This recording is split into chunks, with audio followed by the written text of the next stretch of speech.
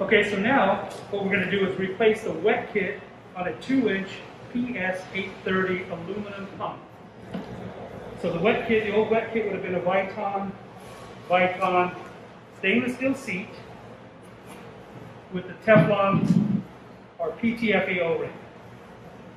So what we're going to convert it to is going to be the full stroke PTFE with the TWS backup. So it's going to have a Wilflex backup diaphragm, PTFE valve balls, and still use the PTFE O-ring.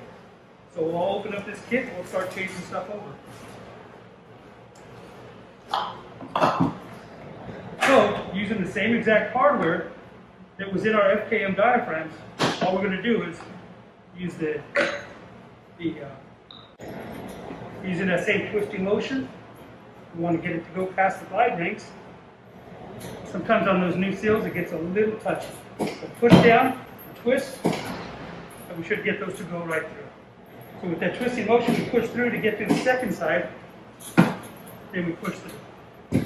Coming over this side, flip it over, use our inner piston, our backup diaphragm, our primary diaphragm, and our outer piston. So we get it started hand tight first. Once we get it there, it's good to put a liquid chamber on.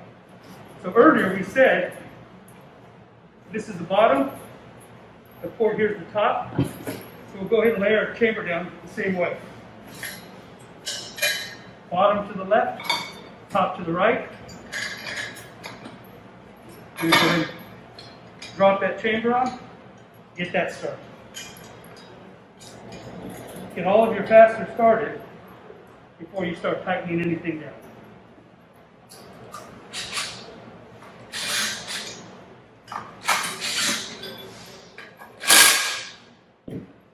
Now by doing that, that will allow us to hold that diaphragm in place so we can properly torque this diaphragm. So set that to 100 foot-pounds.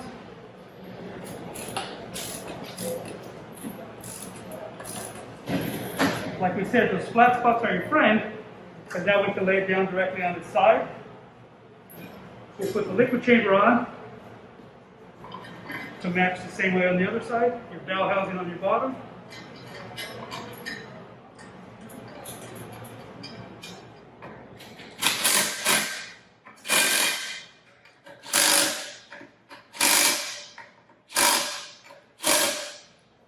Again, the simplicity of having a fixed fastener means you don't have to have a washer and a nut on the back side.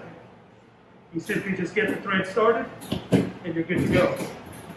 So now we'll load up our valve balls. Drop the seats in where the radius end there is where the ball is going to sit against. So that goes in. Square cut goes up because that's also the seat O-ring and the manifold sealing O-ring. So we put those in where the groove is at. And we simply put the bottom manifold right on.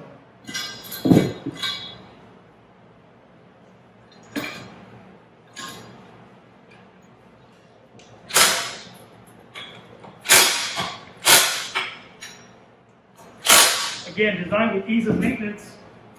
All bolts are easily accessible. Now we'll go ahead and put the top manifold on.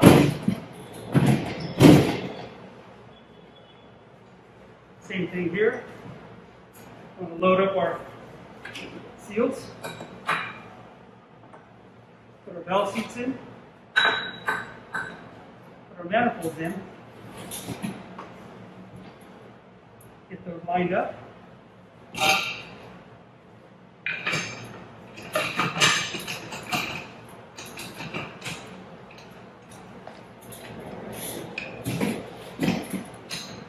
Get all of your fasteners started so there's no chance of cross-threading.